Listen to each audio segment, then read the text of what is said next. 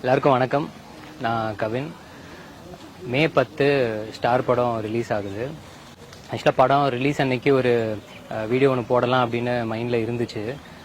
சரி, அந்த டைமில் மனசில் என்ன தோணுதோ அதை அப்படியே பேசி அப்படியே போட்டுக்கலாம் அப்படின்ற மாதிரி நினச்சி வச்சுருந்தேன்.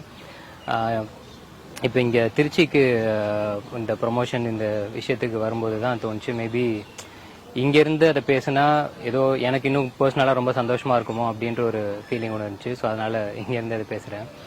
என்னோட என்டையர் லைஃப்லேயே வந்து ஒரு ஒரு கஷ்டம் கவலை அப்படின்னா எதுவுமே தெரியாமல் ரொம்ப ரொம்ப சந்தோஷமாக இருந்த டைம் எதுனா ஸ்கூல் டேஸ். அப்படி தான் அது எல்லாருக்குமே அந்த மாதிரி இருக்கும்னு நினைக்கிறேன். ஏன்னா லைஃப்பை பற்றின ஒரு பயமோ ஒரு எதிர்பார்ப்போ அடுத்து என்ன நடக்கும் அப்படின்ற மாதிரி எதுவுமே தெரியாமல் வெறுமனே ஜாலியாக மட்டுமே இருக்க முடியும்னா ஸ்கூல் அப்படின்னு எனக்கு அப்படி. ஸோ அப்படி இருந்த இடம் இது. அடுத்தது லைஃப் நம்மளை எங்கே கூட்டிகிட்டு போகுதுன்னு கூட நம்மளுக்கு தெரியாது. ஸோ எல்லா சர்ப்ரைசஸும் சேர்ந்தது தான் லைஃபு. அப்படி எல்லாத்தையுமே தாண்டி இன்னைக்கு எங்கேருந்து எல்லாமே ஆரம்பித்த இடத்துக்கு திரும்ப இங்கே வந்து நிற்கிறதுக்கு மிக முக்கியமான காரணம் நீங்கள் எல்லாருமே தான். ஜெயிக்கிறோம் தோக்குறோம் அப்படிங்கிறதெல்லாம் எல்லாத்தையுமே தாண்டி எவ்வளோ தூரம் ஓடுறோம் அப்படிங்கிறது தான் முக்கியம் அப்படின்னு நினைக்கிறேன். ஏன்னா நான் அந்த விஷயத்த ரொம்ப நம்புவேன். More than the destination journey is important அப்படிங்கிற மாதிரி. ஸோ அந்த மாதிரி என்னோட ஏதோ ஒன்று பண்ணி இன்னைக்கு ஏதோ ஒரு இடத்துல இருக்கோம் அப்படின்னா இந்த பயணத்தில் இது வரைக்குமே என் கூட இருந்த எல்லாருக்குமே ரொம்ப ரொம்ப நன்றி.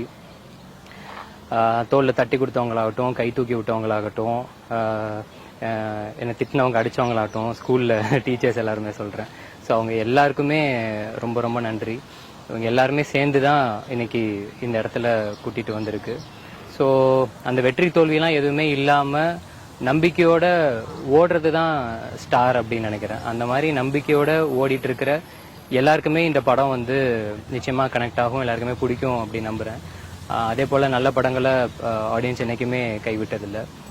பல படங்கள் எக்ஸாம்பிளாக இருந்திருக்கு. டாடாவும் அதில் மிக முக்கியமாக எக்ஸாம்பிளாக எனக்கு இருந்திருக்கு.